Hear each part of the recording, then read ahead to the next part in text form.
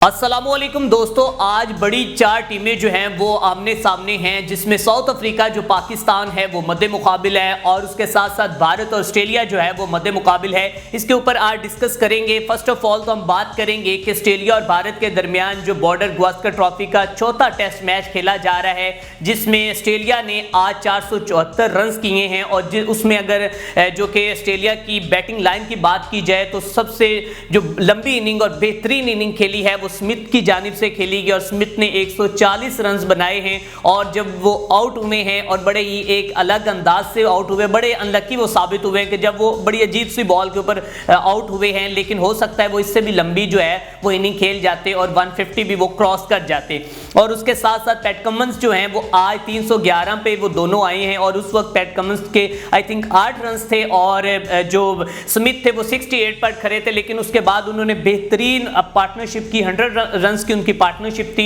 और Smith 140 run बनाकर out हुए। पैट कमिंस ने बेहतरीन फोर लगाए और उन्होंने अब आज अपना दूसरा दिन जो है उसका आगाज ही फोर से किया और सिराज की अच्छी खासी उन्होंने धुलाई की है। और अगर बात की जाए ऑस्ट्रेलिया की तो आज ऑस्ट्रेलिया ने 474 रन बनाए हैं तमाम जो कि विकेट के नुकसान पर। और भारत जो है उसने जब अपनी बैटिंग का आगाज किया तो रोहित शर्मा जो कि इस वक्त भारत के नाकाम कैप्टन बतौर कप्तान जो है वो बड़ी तनकीद की जद में आ चुके हैं और उन्होंने एक बार फिर अपनी किस्मत आजमाने की कोशिश की और उन्होंने सोचा कि शायद इस बार मैं ओपनर बल्लेबाज पे अपनी किस्मत आजमाता हूं और आज मैं कोई बड़ा जो है वो कारनामा सर अंजाम दे सकूं। लेकिन वो एक बार फिर नाकाम नजर आए और 3 रन बनाकर 8 रन पर भारत की पहली विकेट गिरी और भारत के ऊपर एक बार फिर प्रेशर आया। और अगर बात की जाए रोहित शर्मा की तो रोहित शर्मा इस जो कि बॉर्डर गावस्कर ट्रॉफी में दूसरे टेस्ट मैच में उन्होंने ज्वाइन किया था और अब तक वो मुसलसल नाकाम होते नजर आती हैं। और इस दफा जो वो आउट हुए हैं पैट कमिंस की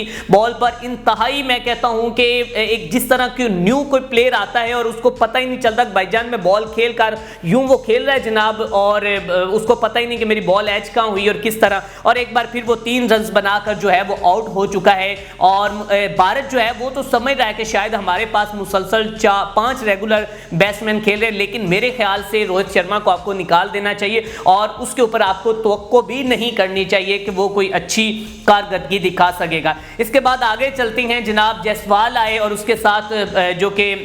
विराट कोहली आए और बेहतरीन इनकी आपस में जो पार्टनरशिप रही। और विराट कोहली की अगर बात की जाए तो 86 बॉल, आई थिंक 85 या 86 बॉल खेले और 136 मिनट वो क्रीज के ऊपर मौजूद रहे हैं। लेकिन 136 मिनट क्रीज के ऊपर मौजूद रहने के बावजूद और 86 बॉल खेलने के बावजूद विराट कोहली साहब उसी बॉल पे आउट हुए हैं जिस बॉल की वो 2 घंटे नेट प्रैक्टिस करते रहे हैं और इससे पहले वो कई बार इसी बॉल के ऊपर आउट हो चुके हैं कि आउटसाइड पे जा रही है, आपको बाई बाई वाली बॉल को छेड़ने का क्या फायदा है। और विराट कोहली साहब जनाब वो उस बॉल को बिल्कुल हल्का सा एज हुआ है और वो पीछे विकेट कीपर ने कैच किया है और जो कि वो बॉलैंड की बॉल के ऊपर आउट और उन्होंने आज 2 खिलाड़ियों को आउट किया। इसके बाद अगर इससे पहले अगर बात की जाए जायसवाल की बात करूं तो जायसवाल जनाब जो है वो आज बेहतरीन खेल रहा था और इससे पहले भी वो फॉर्म में नजर आया है और उसने सेंचुरी प्लस जो स्कोर किए थे ऑस्ट्रेलिया के खिलाफ इसी बॉर्डर गावस्कर ट्रॉफी में ही, लेकिन इस दफा वो 82 पर आज बड़ा ही अनलकी साबित हुआ है और वो रन आउट हो गया।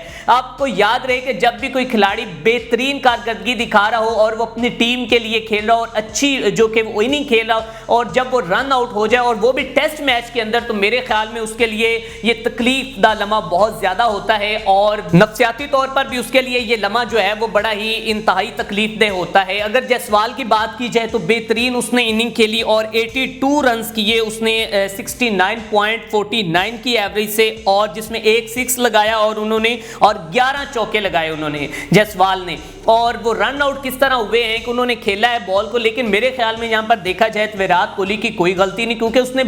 शॉट खेलने के बाद उसको पता ही नहीं चला कि मैं भाग कैसे रहा हूं और वो ऐसे भागा कि भाई साहब वो बॉल हाथ में आई और उधर से विराट कोहली नहीं निकला। अब विराट कोहली साहब 36 पर तब खड़े थे और उसके बाद जैसे ही वो गया उसके पीछे विराट कोहली साहब गए और इंडिया की जो बैटिंग लाइन है वो वहां से नीचे गिरना शुरू हो गई है। और अगर आकाशदीप की बात करें तो वो जनाब आए हैं 0 पे आउट हुए हैं और उनको एज हुआ है और साथ साथ ही उधर जाके मेरे ख्याल में नेथन लाइन जो है उन्होंने आउट किया है। केएल राहुल की अगर बात की जाए तो केएल राहुल भी बेहतरीन इनिंग खेल रहे थे, लेकिन उनको भी पैट कमिंस की बॉल के ऊपर उनको कोई मेरे ख्याल में समझ ही नहीं आई और वो बोल्ड हुए हैं और उन्होंने जो कि 42 बॉल्स जो हैं वो खेली हैं, 57 की उनकी एवरेज रही है, 3 उन्होंने 4 लगाए हैं और अच्छा खेल रहे थे, लेकिन उसके बावजूद वो 24 पे जो कि बोल्ड हुए हैं पैट कमिंस की बॉल के ऊपर। और इसके बाद इस वक्त ऋषभ पंत और जडेजा जो हैं वो क्रीज के ऊपर मौजूद हैं और पिछली दफा भी शायद आपको याद हो जडेजा क्रीज के ऊपर मौजूद थे और उन्होंने भारत को फॉलो ऑन से बचा लिया था और अभी भारत को 110 रन चाहिए फॉलो ऑन से बचने के लिए। लेकिन अब देखते हैं कि ये 2 विकेट्स अगर ऋषभ पंत की बात करें तो इस वक्त उसके ऊपर बहुत बड़ी जिम्मेदारी है, क्योंकि इससे पहले तो उनके जितने बैटर्स हैं वो मुकम्मल नाकाम नजर आए और उनकी नाकामियां जो हैं, विराट कोहली की नाकामी देख लेंगे भाई साहब आउट होने के बाद, जब जो कि उधर जैसे वो गुजर रहे हैं अपना वापस जा रहे हैं ड्रेसिंग रूम में, तो वहां पर जो कि शौकीन क्रिकेट ने उनके ऊपर कुछ जुमले कसे और भाई तुम एक बड़े प्लेयर हो, तुम्हें ये तो इसको इग्नोर करना चाहिए। वापस आया, अब उसको देखने लग गया है। अब क्या करना चाहते हो यार? वो कहते हैं ना कि जब कोई बंदा थोड़ी सी उम्र को पहुंचता तो उसका दिमाग जो है ना थोड़ा सा वो हिल जाता है। मेरे ख्याल में इसी तरह इसका थोड़ा सा दिमाग जो है ना वो हिल गया है और विराट कोहली अब हर बंदे के साथ लड़ाई कर रहा है। कल वो बच्चे के साथ लड़ाई की है और आज जो है विराट कोहली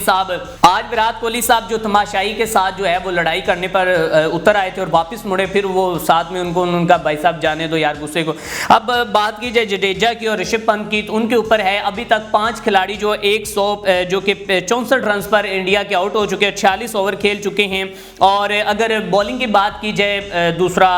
उसमें बुमराह की, तो बुमराह ने जनाब 99 रन उसको पड़े हैं, 4 विकेट लिए 3.45 की इकॉनमी से। साथ में सिराज की बात करूंगा कि भाई साहब को 23 ओवर में 122 रन पड़े हैं और कोई विकेट नहीं ली। और ये बंदे की आंखें और इसकी बदमाशी बस आप देख लें, ये वही दिखाने के लिए है, शायद इसको टीम में इसीलिए रखा है कि आपने सिर्फ ना आंखें दिखानी है, परफॉर्मेंस नहीं दिखानी। और अभी तक जो टीम इंडिया के अगर यहाँ वहाँ पर उनके फैंस की बात की जाए तो उनका कहना है कि रोहित शर्मा, विराट कोहली और साथ में एक और खिलाड़ी का बता रहे थे कि इनको जो है ना अब वो रिटायरमेंट ले लेनी चाहिए। पहले तो अश्विन के पीछे भी पड़े हुए तो उसने ले लिए और अब ये कह रहे हैं कि इनको रिटायरमेंट ले लेनी चाहिए इसी टेस्ट मैच के बाद उसको। और हो सकता मैं आज आपको इस व्लॉग में बताता चला जाऊँ, जिस तरह विराट कोहली बड़े दिल बर्दाश्ता नजर आ रहे, बड़े प्लेयर हैं, उन्होंने बड़ी बड़ी इनिंग्स खेली हुई, बड़े रिकॉर्ड अपने नाम किए हुए, लेकिन मेरे ख्याल में अब वो कोई फैसला लेने जा रहे हैं। मैं आज आपको बताता चला जाऊँ, हो सकता है कि बहुत जल्द जो है वो टेस्ट क्रिकेट से अपनी रिटायरमेंट का ऐलान कर दें और वो भी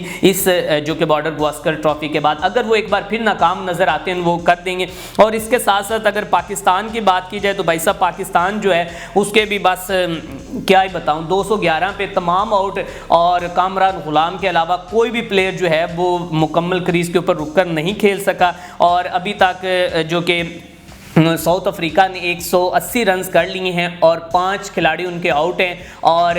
जो मार्करम है भाई साहब वो आज रुक गया, उसने कहा कि मैं पहले भी